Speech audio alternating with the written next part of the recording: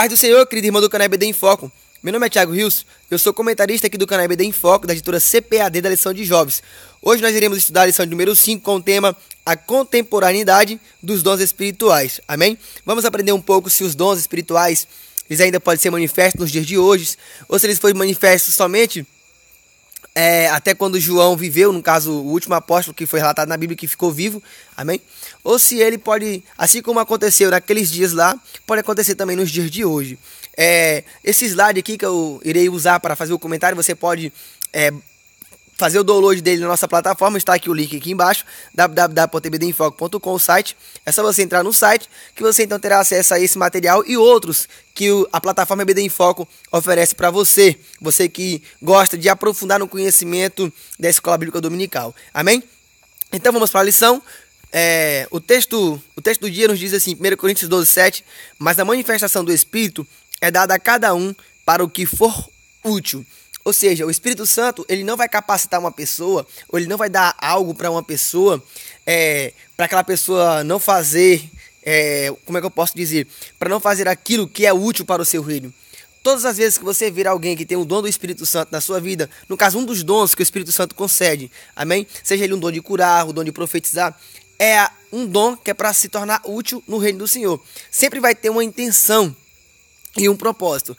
Deus, no caso, o Espírito Santo não vai capacitar ninguém, não vai dar dom para ninguém, desde que não tenha um propósito, desde que não tenha uma finalidade. Então, ou seja, a manifestação do Espírito Santo é dada a cada pessoa, a qualquer pessoa no qual ele quer dar, amém? De uma maneira que seja útil, de uma maneira que tenha um propósito e uma finalidade para o reino do Senhor. A síntese, que é a coluna da nossa lição, que é, no caso, a espinha dorsal, do nosso material, da nossa lição que nós iremos estudar, nos diz assim: os dons espirituais, conforme relatados em 1 Coríntios, não ficaram perdidos na história, nem devem então ser desprezados, pois o propósito é a edificação da igreja.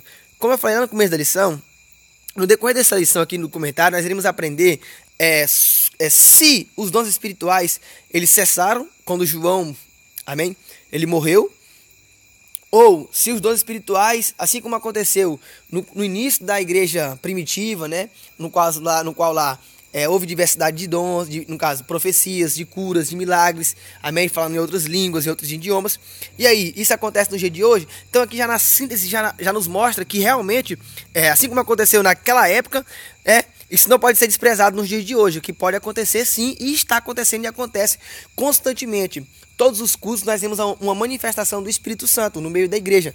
Na realidade, nós só vamos para a igreja, só pregamos, só falamos do amor de Cristo, só por causa da manifestação do Espírito Santo. Amém? E essa manifestação do Espírito Santo é para edificar a igreja. Tudo tem um propósito, tudo tem uma finalidade. As coisas de Deus não é bagunçada e não é desmerecida. Tudo tem um propósito e uma finalidade.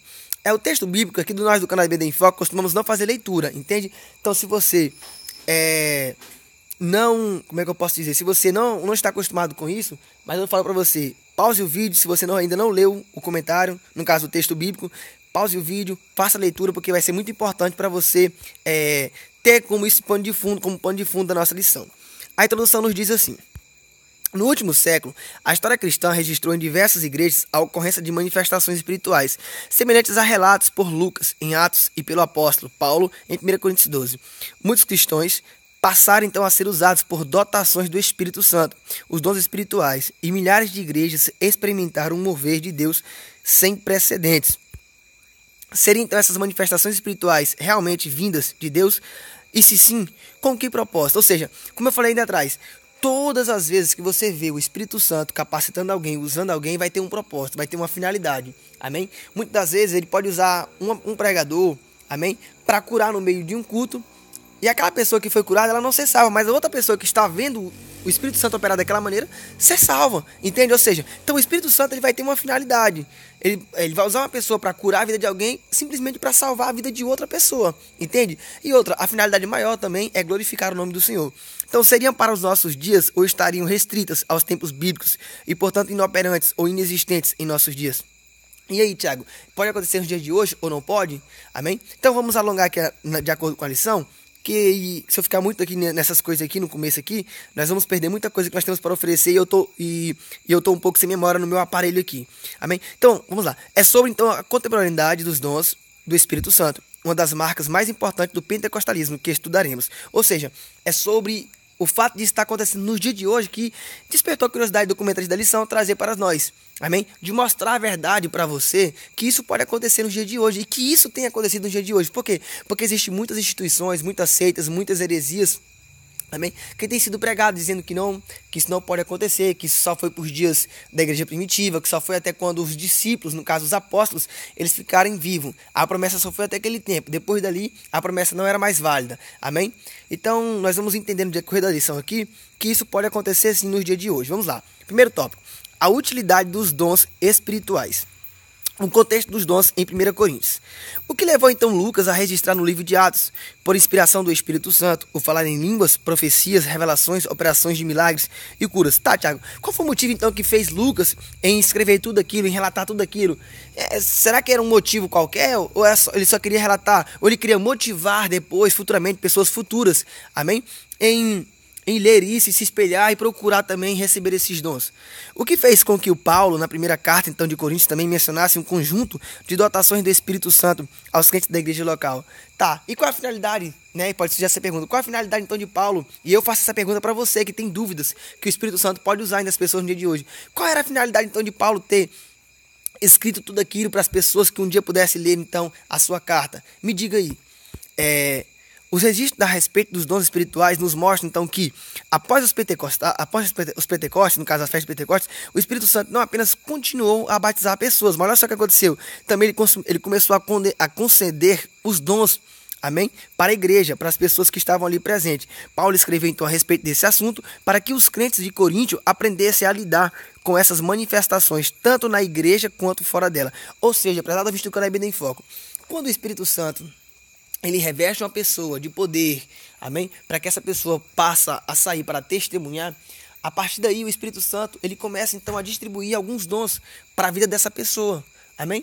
Então assim como eu estou revestido ali para levar o evangelho, eu também vou estar revestido às vezes para estender as mãos sobre o enfermo, porque é impossível eu estar em um local pregando, falando do Senhor e não ter alguém doente, amém? Então, ou seja, se aquela pessoa está doente e se eu crer que o meu Jesus, ele de maneira suficiente a minha crença, entendeu?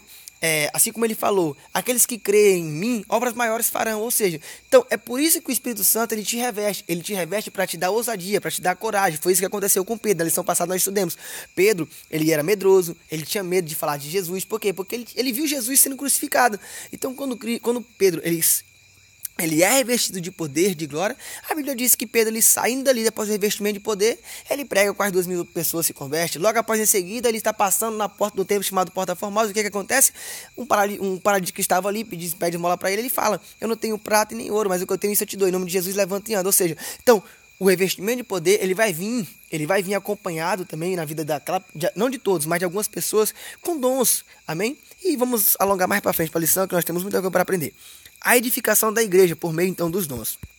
Olha só, Paulo ele vai deixar bem claro que a manifestação do Espírito é dada a cada um para o que for útil, como eu falei ainda atrás, né? Os dons espirituais têm como propósito da edificação da igreja. Alguns críticos da doutrina pentecostal alegam que a igreja mais pentecostal do Novo Testamento, no caso a igreja de Coríntios, era também a mais desordenada e confusa. Olha só, como se os dons espirituais fossem então responsáveis pelos problemas daquela igreja.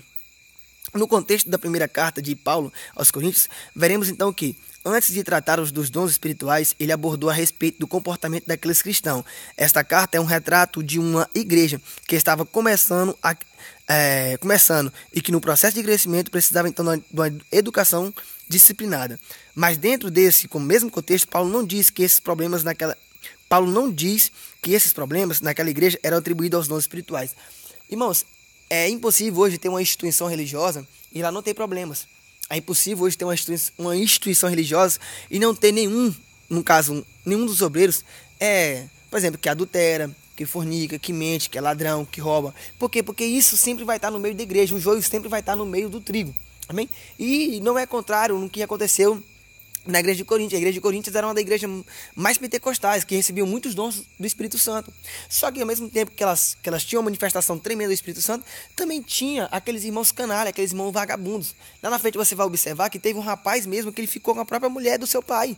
Ou seja, então, tipo assim, isso vai acontecer no nosso meio. E eu tenho certeza que isso é notório nos seus dias. Só que fato isso não é consequência da manifestação do Espírito Santo, que isso fique bem claro, e Paulo deixou isso bem claro, amém? O fato da igreja, de alguns dos irmãos estar desordenados, isso não vai comprovar que o Espírito Santo que é responsável por isso, não, é porque é a pecaminosidade do homem, amém? E se está acontecendo milagres, cura no meio de sua igreja, e ao mesmo tempo está acontecendo esses problemas, essas dificuldades, no caso, esses pecados, amém? Não se pasme, fique tranquilo, porque no dia do juízo, ele vai falar que pregou no nome de Jesus, que expulsou o demônio no nome de Jesus, mas Jesus vai falar para ele: apartai-vos de mim, maldito, que eu vos não conheço. Só para encerrarmos aqui esse segundo subtópico, quanto aos dons, Paulo vai afirmar: não quero, irmãos, que sejais ignorantes, não proibais falar de ninguém falar em línguas, procurai com zelo os dons espirituais, mas principalmente o de profetizar.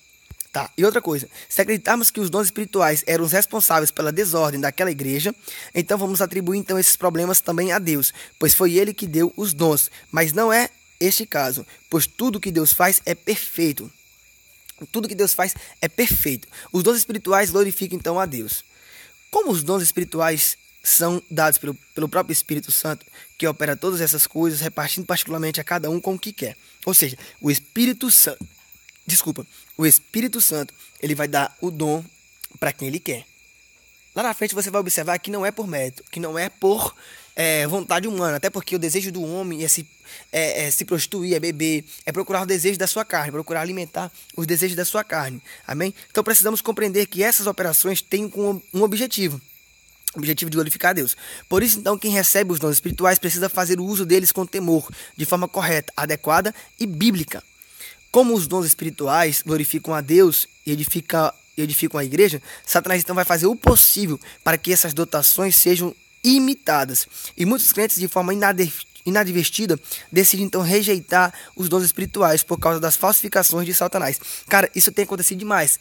E você, professor, você pode explicar isso muito melhor para os seus alunos. Como você vai ter um tempo maior do que o meu que eu estou tendo aqui, você pode explicar para eles que algumas instituições religiosas têm surgido justamente nessa intenção aqui, amém? E aí o inimigo, ele vai usar essas instituições religiosas para tentar manipular a mente de algumas pessoas que têm a mente fraca, que não são convertidas, amém? E fazendo com isso, então, grandes seitas, né? E grandes ninhos do diabo, amém? Eu não vou falar o nome aqui de instituições aqui por ética, mas você, professor, sabe ensinar para o seu aluno corretamente. Como crentes, devemos então usar de sabedoria e não deixar de fora da vida da igreja os verdadeiros dons, amém? Então, só porque Satanás pode imitar algumas manifestações, vamos penalizar então as manifestações verdadeiras do Espírito Santo? Por exemplo, um irmão aqui, ele está curando, né? Ele está andando sobre a água. Um exemplo, que eu conheço uma história de um pregador, ele estava pregando, isso aconteceu na cidade de Belém. Ele estava pregando, e aí quando pensa que não, no meio do culto, o demônio começou a levitar. Não tem uma pessoa demoniada. E aí, ele faz oração a Deus. E aí, Deus pega e faz ele levitar maior do que essa pessoa que estava endemoniada. Amém?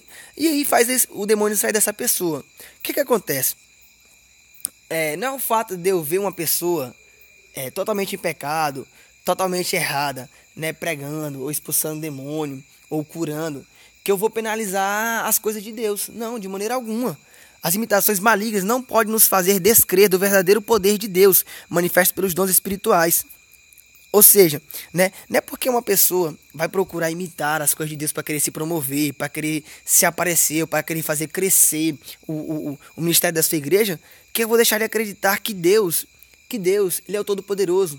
Amém? Porque Deus, cara, não vai deixar escarnecer. Deus não deixa escarnecer. Se uma pessoa zombar das coisas dele, é Deus que vai cobrar dele. Não cabe a mim nem a você a julgar. Não cabe a você a querer criticar. Entendeu? Você tem seu pensamento? Ok. Mas respeite. Respeite, porque no momento certo Deus vai agir.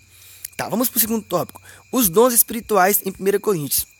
Tá, nós temos 3 dons que o comentarista aqui vai usar. O primeiro dom é o dom de elocução. Os chamados dons de elocução, assim descritos, são manifestos pela fala profética, no caso, pela fala, né? Então vamos lá. Quais são os dons que são manifestos pela fala? A profecia, variedade de línguas, interpretação das línguas. A profecia, no caso, se trata de uma mensagem dada diretamente por Deus, trazida pela vontade do Espírito e transmitida de forma consciente e como se depreende, é imitada na própria língua da pessoa que está falando. Ou seja, essa pessoa ela pode estar falando em línguas estranhas, amém?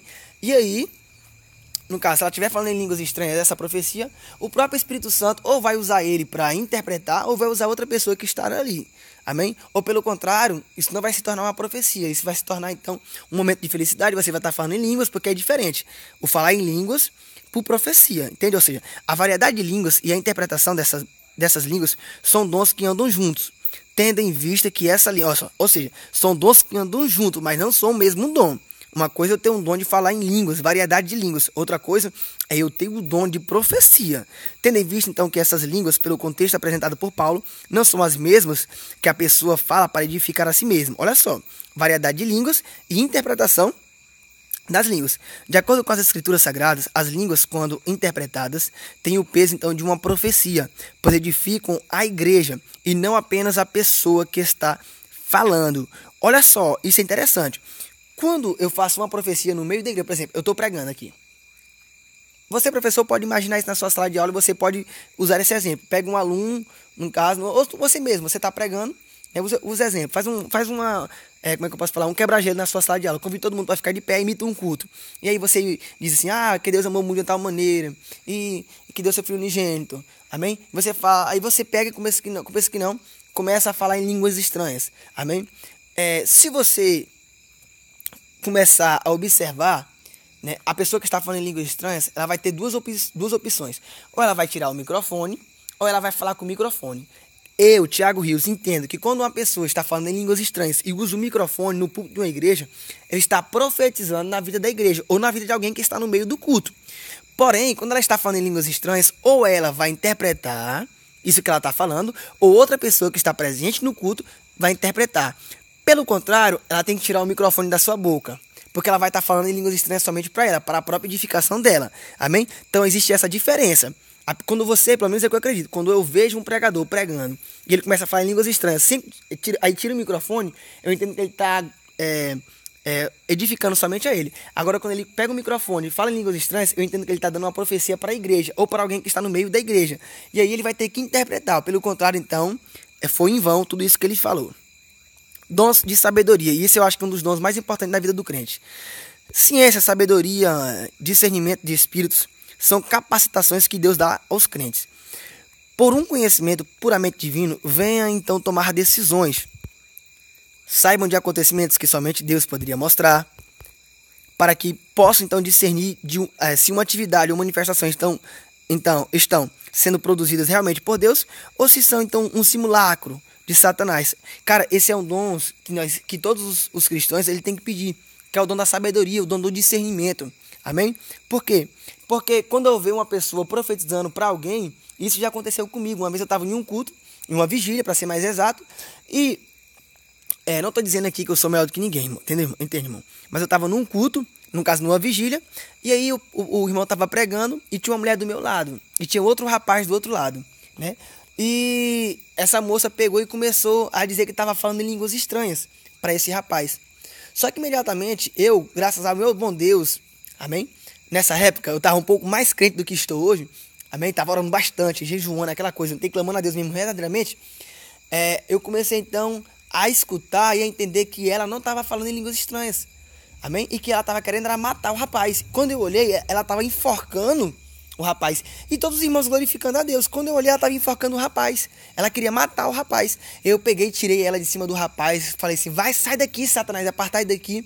Ou seja, só botar aqui o slide aqui. Então, esse é um dos dons que nós temos que pedir. O dom do discernimento. O dom de saber se aquilo que está acontecendo no culto vem de Deus. Se aquela pessoa que está pregando ali, realmente ela está em comunhão com Deus. Amém? Esse é um dos dons mais importantes que o cristão tem que ter. O dom de saber discernir as coisas que vêm de Deus. De saber aquilo que realmente está vindo de Deus. Se essa escolha é uma escolha que Deus concorda ou se não. Amém? os dons de poder. Esse é um dom que todo mundo acha que queria ter também, né? Que é o dom de cura, amém? Manifestações das maravilhas, vamos lá? São os carismas que se manifestam de forma sobrenatural em prol dos servos de Deus, trazendo então a cura divina, o dom de cura, a ocorrência de um milagre, manifestações de milagres, de maravilhas, uma confiança fora do comum sobre algo que Deus há de fazer, é a fé. Cara, isso é uma das coisas extraordinárias no meio de um culto, amém? Eu conheço inúmeras pessoas que foram curadas, amém? Eu conheço inúmeras pessoas que foram usadas por Deus para curar a vida de outra pessoa, amém? E não somente de curar, mas às vezes de fazer uma petição a Deus com tanta fé que Deus atende a sua petição. Então essas pessoas que Deus usa para curar a vida de alguém, você pode observar, essas pessoas têm uma fé maior do que outras pessoas. Uma coisa que você tem que entender, professor, e você leva para o seu aluno, existe a diferença da fé salvífica para a fé de acreditar que Deus pode fazer os milagres, entende? Tem pessoas que acreditam que Deus pode fazer milagres e que não vão ser salvas, amém? Tem pessoas que vão para um culto e acreditam que Deus pode curar a vida de alguém, acredita mesmo e confia. Quando o pregador está pregando que estende a mão, o cara fala assim, não, realmente Deus vai curar, mas não vão ser salvos. Por quê? Porque a fé salvífica é uma e a fé de cura é outra, entende? Para encerrarmos a lição, aqui o comentarista que ele vai usar, no caso, o sensacionismo e o continuismo, né? E aí, por final, no último tópico, ele vai falar o que a Bíblia diz sobre isso. Então, aqui eu vou fazer um breve resumo e no último tópico eu vou fazer o comentário. Eu vou fazer a leitura aqui do slide e no último tópico aqui eu faço o comentário. Amém? Então, vamos lá. O que é, Tiago, então, esse sensacionismo? O que eles acreditam? É uma teoria que acredita que os dons espirituais, como relatos no Novo Testamento, só existiram no primeiro período da igreja. Essa época em que os dons teriam cessado. Situa-se então para alguns no momento da morte do último apóstolo, João, no fim do primeiro século. Lembra que eu falei lá atrás que existem algumas pessoas que acreditam que os dons espirituais, que os dons que o Espírito Santo dá para as pessoas, foi finalizado quando João morreu? Pois é, esse é o sensacionismo, é isso que eles acreditam. Outros colocam então o quarto século de nossa era como a data do fim da validade dos dons espirituais. Essa teoria é divulgada predominantemente por cristãos, que aderem então à denominada linha reformada de interpretação da Bíblia. Entre as alegações para o sensacionismo está a convicção de que milagres e sinais foram usados por Deus para reiterar a mensagem do Evangelho, e que uma vez que o cânon sagrado foi completado, os dons não teriam mais razões de existir. Olha só, existe uma outra linha no mesmo sentido aqui do sensacionismo, que acredita que quando foi juntada as escrituras, o cânon, ou seja, o Espírito Santo ele dava o dom para as pessoas até terminar de formar o cânon. Após aquilo dali, então cessou os dons espirituais. Mas olha só, se o cânon já foi completado, não há mais espaço para as novas revelações da igreja. Então quer dizer que Deus, se os dons espirituais fossem cessados, quando juntou os canões, no caso juntou os 66 livros, amém, que nós chamamos de Bíblia, no caso a biblioteca, se foi cessado ali, então não pode haver revelações no dia de hoje, amém? Um pregador não pode contar a tua história, um pregador ele não pode revelar aquilo que pode acontecer futuramente, no caso como profecia. Você está me entendendo, professor? É dito ainda que todos os cristãos possuem o dom do Espírito e que a história mostra que os dons cessaram. O que é então o continuismo? Vamos lá. É a corrente teológica adotada por pentecostais que creem que os dons espirituais, como mencionados por Paulo em 1 Coríntios, são correntes em nossos dias, ou seja, pode acontecer no dia de hoje. Isso vai acontecer. Os dons são para os dias atuais. Pentecostais não consideram uma palavra profética, trazida por meio do dom de profecia, uma palavra equivalente a uma nova revelação escriturística, pois sabem que qualquer manifestação espiritual precisa ser avaliada à luz da palavra de Deus. Todos os que nasceram de novo foram selados por Deus. Eu falei isso lá atrás, na lição passada. Todas as pessoas que crêem que Jesus morreu por ele na cruz do Calvário, automaticamente essa pessoa já tem o Espírito Santo selado em sua vida. Por quê? Porque uma pessoa só pode crer em Jesus se o Espírito Santo convencer essa pessoa dos seus delitos e seus pecados. E a partir do momento que o Espírito Santo convence, o Espírito Santo então faz morada dentro dessa pessoa. E é por isso que nós somos templo e morada do Espírito Santo. Só que esse selo não é o batismo com o Espírito Santo. Amém? E eu falei isso na lição passada e continuo reafirmando, e o comentarista sempre prega. A instituição Assembleia de Deus diz que Toda pessoa que crê em Jesus, ela tem o selo do Espírito Santo. Só que o batismo do Espírito Santo é um revestimento de poder, é um acontecimento diferente, amém? Um acontecimento extra, a mais, na vida de um cristão. O batismo com o Espírito Santo se trata de um revestimento de poder para testemunhar de Jesus. Olha só, o Espírito Santo ele vem e reveste o cristão para testemunhar de Jesus e sua obra. Tá, mas e aí, Tiago, o que a Bíblia diz então sobre esses dois... sobre essas duas coisas, o sensacionismo e o continuismo? Vamos lá. Para que possamos finalizar este assunto, devemos recorrer à Bíblia. Cara, você tem que entender isso, professor, e fala isso para o seu aluno. Todos os assuntos que você for estudar, você tem que ir para a Bíblia. Todas as vezes que você escutar alguém pregar sobre um assunto, que você escutar alguém pregar, alguém ensinar, vai para a Bíblia. Examine as Escrituras. Amém? A autoridade máxima aceitada, no caso, aceita por todo crente comprometido com a verdade. Ou seja, eu só vou acreditar nos milagres, nos dons, se eu acreditar na palavra. É impossível acreditar que Deus pode curar alguém se eu não acreditar que a palavra de Deus é verdadeira. Entende por quê? Porque é a palavra que revelou tudo isso. É a palavra que contou tudo isso. É a palavra que me prova e que me mostra que Deus um dia enviou seu Filho para morrer na cruz do Calvário e que falou que o Espírito Santo ficaria conosco para consolar-nos e para distribuir sobre as nossas vidas os dons. Então, enquanto vários pensadores cristãos avessos à contemporaneidade dos dons ensinam que eles deixaram de existir quando, no caso, João morreu, a própria Bíblia jamais disse que os dons tinham uma data de validade, ou seja, que deixariam de existir a partir de uma determinada data. O fato de os chamados pais da igreja não mencionarem as manifestações dos dons ao longo da história não se comprova um argumento idôneo para questionar o continuismo. Um estudo então honesto e profundo a respeito da história da igreja mostra que houve sim várias ocorrências de manifestação ao longo da história.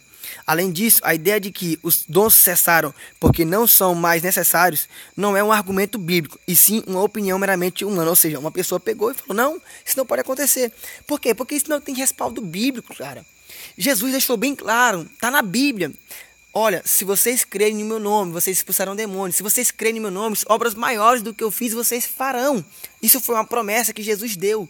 Assim como Jesus deu para os discípulos, mas Jesus deu para todos aqueles que nele creem. Amém?